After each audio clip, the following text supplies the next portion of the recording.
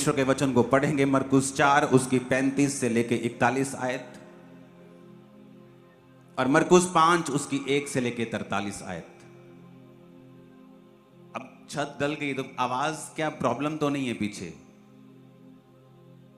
हाथों को हिलाओ अगर आवाज आ रही है तो, क्योंकि ये साउंड जो था वो बिना छत के डिजाइन किया गया था।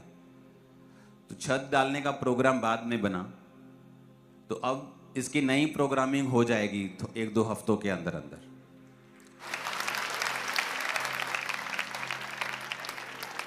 तो अगर सीलिंग करनी पड़ी तो हो जाएगी, डन हो जाएगा, डोंट वरी। टेम्परेरी है, अगर हुई प्रॉब्लम तो, पर आपके हाथ से लग रहा है नहीं इतनी प्रॉब्लम है। साउंड में आपको लगता है कहां कहां है, किस हिस्से में, तो हाथ हिलाओ। अगर आ रही है आवाज तो हाथ हिलाओ अभी।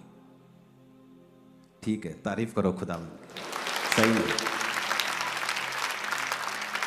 आज मेरा बिलीव है कि जब आप ये वचन सुन रहे होंगे, परमेश्वर का आत्मा आपकी जिंदगी में एक ऐसा काम कर रहा होगा, आपके रास्तों को वो खोल रहा होगा, और जो आपको शायद अभी नहीं दिखेगा, आपको शायद अभी वो महसूस नहीं होगा, लेकिन बिहाइंड द सीन जिसे कहते हैं, तो परमेश्वर आपकी लाइफ में काम कर रहा होगा। क्योंकि उसको ये वचन देने का मकसद यही है। क्योंकि मैं आप 20 साल से परमेश्वर में हूं, तो मुझे एक्सपीरियंस भी हो गया है कि परमेश्वर जब इस तरह का वचन देता है तो वो लोगों की लाइफ में क्या कर रहा होता है और वो क्या एक्सपेक्ट कर रहा होता है। और बिहाइंड द सीन आत्मिक रीति से मैं देख पाता हूं कि परमेश्वर आपकी लाइफ में क्या कर रहा होता है और वो क्या करना चाहता है। तो मेरा ये बिलीव है, जब आप ये वचन सुनेंगे आपको ये समझ आएगा कि परमेश्वर की आत्मा ने आपसे बात की है और आपको इन स्टेप्स को फॉलो करना है, और फिर आप अपनी टेस्टिमनी के करीब होंगे और फिर आप परमेश्वर ने जो आपके लिए रखा है आप उसे पा पाएंगे। बहुतों को लगता है कि टेस्टिमनी कोई बड़ी बात नहीं होती, लेकिन ऐसा नहीं है। अगर सिर्फ आत्मिक बातें परमेश्वर ने करनी होती तो वो लोगों को चंगा नहीं करता, वो दुष्ट आत्मा को नहीं निकालता। इसलिए परमेश्वर यीशु मसीह ने कहा अपने चेलों को, जाओ और सुसमाचार प्रचार करो। क्या प्रचार करना है? कि मन फिराओ, क्योंकि परमेश्वर का राज्य निकट आ गया है। उसके बाद परमेश्वर ने कहा, जाओ और लंगड़ों को चलाओ और मुर्दों को जिंदा करो, बीमारों को चंगा करो। आप कई बार देखेंगे कि कई अच्छे पास्टर्स भी हैं इंटरनेट के ऊपर जो चमत्कारों का विरोध करते हैं। प्रॉब्लम क्या है कि जब एक व्यक्ति परमेश्वर का वरदान पा लेता है, चमत्कार का, हीलिंग का, और वो बिगड़ जाता है, उसकी लाइफ से हीलिंग और चमत्कार होने बंद नहीं होते हैं। लेकिन उसका जब कैरेक्टर बिगड़ जाता है, वो बुरी बुरी बातें चर्च में करता है, अनॉइंटिंग को बेचना शुरू करता है, तो वो उन चीजों से जज करने लगते हैं कि चमत्कार बुरे होते हैं, जबकि चमत्कार बुरे नहीं होते। अगर चमत्कार बुरे होते, हीलिंग्स बुरी होती, तो प्रभु यीशु मसीह कभी अपने चेलों को हीलिंग करने की पावर नहीं देते। तो प्रभु यीशु मसीह ने स्पेशल कहा, जाओ और लंगड़ों को चलाओ, जाओ और उनके बीमारों को चंगा करो, जाओ और उनके कोड़ियों को जिलाओ। परमेश्वर ने कहा, और उन्हें बताओ कि परमेश्वर का राज्य निकट आ गया है। क्योंकि जब तक लोग चिन्ह और चमत्कार नहीं देख लेंगे, वो कदापि विश्वास नहीं करेंगे। तो जब परमेश्वर ने कहा कि जब तक तुम चिन्ह चमत्कार नहीं देखोगे, विश्वास नहीं करोगे, तो परमेश्वर ने कहा, ये चिन्ह दिखाने की, ये हीलिंग, ये डिलीवरेंस की पावर मैं तुम्हें देता हूं, जाओ और दुष्ट आत्माओं को निकालो। तो अगर ये जरूरी नहीं होता तो परमेश्वर कभी भी देते नहीं। लेकिन प्रॉब्लम क्या है, जब एक पास्टर बिगड़ जाता है, उसने एक समय में परमेश्वर का मसा लिया, लेकिन बाद में वो डिस्ट्रैक्ट हो गया, बिगड़ गया। लेकिन अब मसा परमेश्वर ने छीना नहीं है, शैतान पर गिरा दिया गया धरती के ऊपर, लेकिन शैतान से मसा नहीं छीना गया। आज भी अनॉइंटिंग शैतान के पास है। इसलिए जब आप कोई शैतानी सॉन्ग लगाते हैं, आपको मसा फील होता है, अनॉइंटिंग फील होती है। जब आप परमेश्वर का सॉन्ग सुनते हैं, तब भी आपको मसा फील होता है, लेकिन वो मसा शैतानी है और ये मसा परमेश्वर का है। कितने मेरी बात को समझ रहे हैं? तो परमेश्वर ने शैतान से मसे को वापस नहीं लिया। उसी तरह से जब एक पास्टर बिगड़ जाता है, तो परमेश्वर अपने वरदानों को उससे वापस नहीं लेता, लेकिन उसे अंत के दिनों के लिए, वो नरक के लिए तैयार करता है। और उसकी सारी मेहनत जो उसने धरती पे की है, उसे एक दिन वो मिट्टी कर देता है। मैंने इसे देखा है, और उसे बहुत से श्रापों का, बहुत सी तकलीफों का सामना करना पड़ता है। वो तकलीफें जो परमेश्वर की ओर से नहीं होती और जो ग्रो करने के लिए नहीं होती, बल्कि उसकी अपनी गलतियों की वजह से उसकी लाइफ में एंटर की होती है। तो जब भी, क्योंकि बहुत से लोग हैं जिनको नॉलेज नहीं है, वो जस्ट एक किसी हीलिंग मिनिस्ट्री को देखते हैं और उस पास्टर के कैरेक्टर को देखते हैं और उसके बाद इंटरनेट पे प्रचार करना शुरू कर देते हैं, चमत्कारिक ये पास्टर से बचे। लेकिन ऐसा नहीं है। जीसस ने हमें फुल गॉस्पल देने के लिए कहा है। आज कैसी गॉस्पल प्रचार हो रही है कि गॉस्पल तो सिर तो है लेकिन हाथ और पांव नहीं है। जिस तरह एक आदमी होता है ना, उसका सिर धड़ है लेकिन हाथ पांव कट गए हैं, तो ऐसी गॉस्पल का प्रचार किया जा रहा है। कई हीलिंग का प्रचार कर रहे हैं लेकिन उनको सुसमाचार के बारे में, साल्वेशन के बारे में कोई नॉलेज नहीं है। वो लोगों को बोलते हैं और मेरे पास आके बोलते हैं, पास्टर जी जब हम हमारी चर्च में लोग आते हैं, हील हो जाते हैं और वापिस चले जाते हैं। मैं उनको बोलता हूं कि तुम्हारे पास हीलिंग के अलावा उनको देने के लिए और कुछ नहीं है, इसलिए लोग हीलिंग लेते हैं और वापिस चले जाते हैं। तुम्हारे पास हीलिंग के अलावा वर्ड होना चाहिए जो उनके फेथ को बिल्ड करे, जो उन्हें बताए कि आत्मिक रीति में वो कहां खड़े हैं और परमेश्वर उनको क्या कहना चाहता है।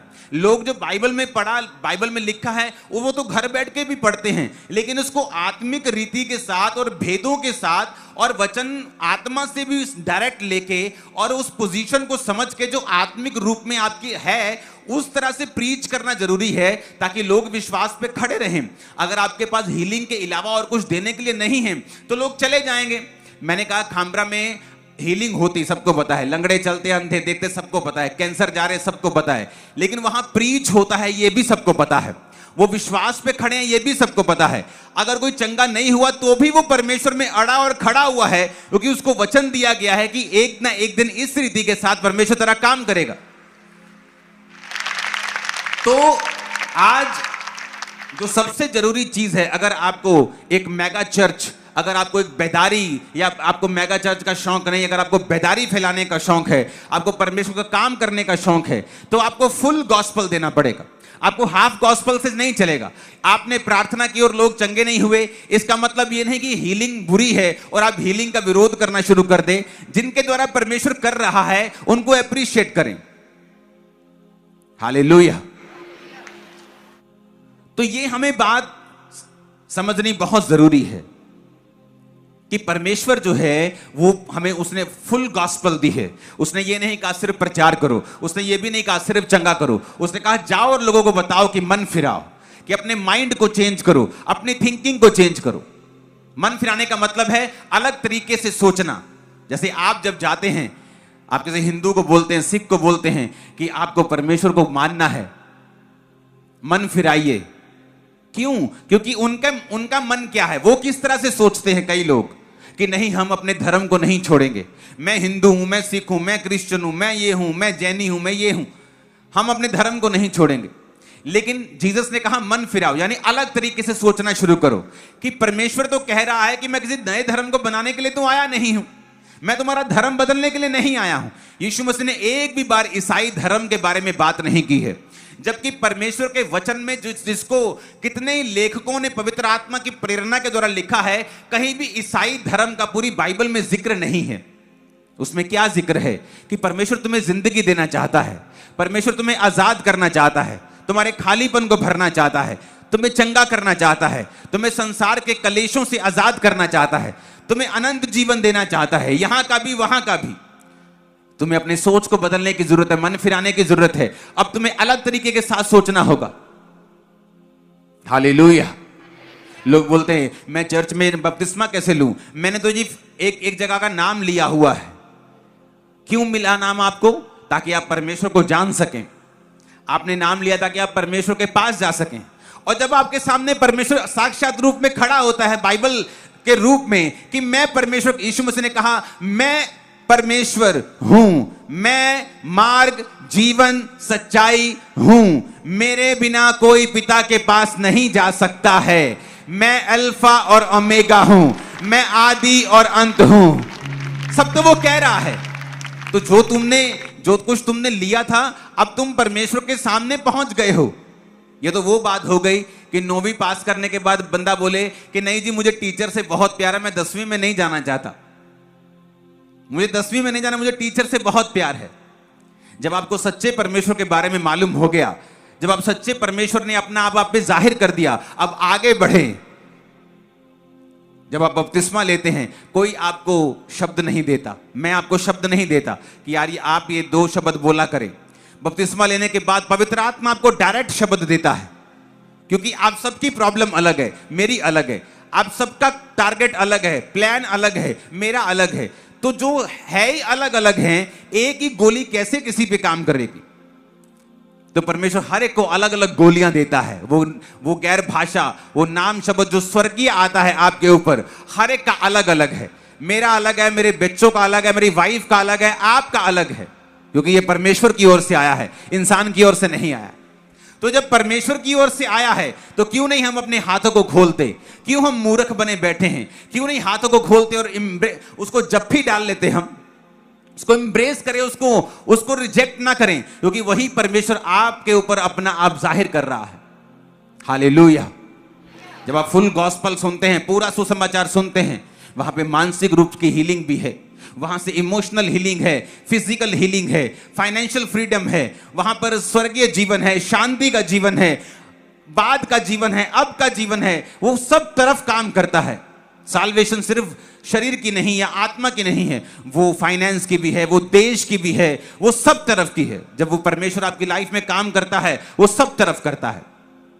जब आपका बाप, आपकी माँ आपको बढ़ाती है, आपको ग्रो करती है, आपको पालती है, क्या वो सिर्फ आपके कपड़े देखती है? क्या आपको खाना नहीं देती?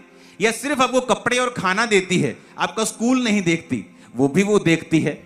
क्या वो आपकी खुशी का ध्यान नहीं रखती? वो भी वो देखती है। आप कहीं ठोकर ना खा जाएं, आपका वो ध्यान रखती है, बेटा यहां नहीं जाना, ये नहीं करना, वो नहीं करना, वो भी वो देखती है। एक माँ, एक बाप बुरे होकर भी अपने बच्चे की जिंदगी की हर पहलू को छू लेते हैं, तो वो परमेश्वर जो सबसे अच्छा है, वो आपकी जिंदगी का हर एक पहलू नहीं छुएगा? क्या वो आपकी जिंदगी की हर एक डायरेक्शन नहीं छुएगा? वो छुएगा। जस्ट उसको टाइम दीजिए, उसमें अपना आप समर्पण कर दीजिए। देखिए वो आपकी शादी के बारे में भी कैसे सोचेगा, आपके बच्चों के बारे में कैसे सोचेगा, आपके फाइनेंस के बारे में, आपकी सेहत के बारे में, आपकी इमोशनल हीलिंग के बारे में, आपकी मानसिक, शारीरिक हर एक चीज जो आपके साथ जुड़ी हुई है। परमेश्वर इंटरेस्टेड है कि आप उसके विषय में एक तो परमेश्वर से बात भी करें, दूसरा परमेश्वर भी इंटरेस्टेड है आपकी लाइफ में काम करने के लिए। कितने मेरी बातों को समझ रहे हैं?